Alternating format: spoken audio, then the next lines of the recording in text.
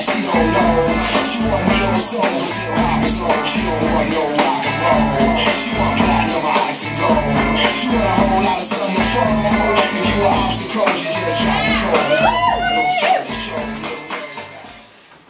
The Railyard is the burial site for steel-skinned, crimson, rust-faced train cars.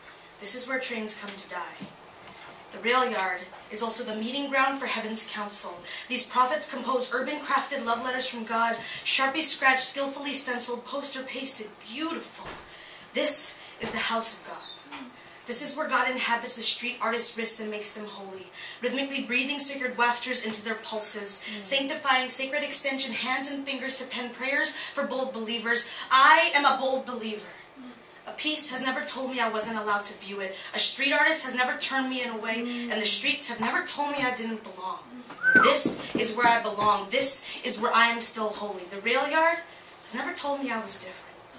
It's always allowed me to pray here, to cry here, to lie here without judgment. It's just peas clanking metal can confessions and whispering static prayers. My faith lies in street artists, backs packed with Krylon adrenaline, sweating holy water through their palms, baptizing aerosol cans of truth. Brick walls are the mosaics decorating the Holy Land, the streets. They're taking back the streets.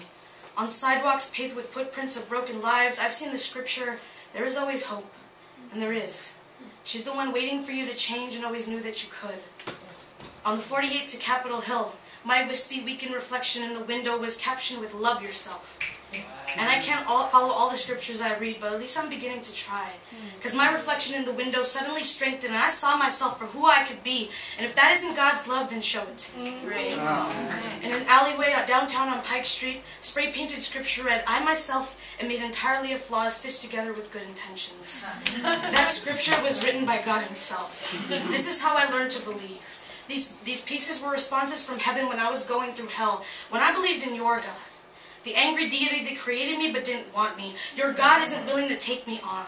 My God is Edgar Miller's reflection in a well. Spiritual must have lived in his spine to get that kind of depth. In the Israeli West Bank, there's a 425-mile wall separating Israelis from Palestinians. My God is Banksy's 9-image attempt to show each side how to break free from the world's largest prison. My God is his call for other street artists to join him. My God is a spray-painted silhouette of a child being lifted by balloons showing each side the other side.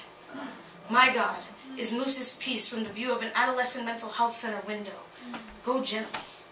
God bless the street artists. We never see their faces. We always see their souls. They are the reason I keep breathing prayers, why my faith hasn't been lost in time, but has been found in empty spaces, waiting for fresh paint and ink to baptize them into holy words, to witness holy grail markers and paint cans, brand them into replies from heaven, and post prayers on their skin.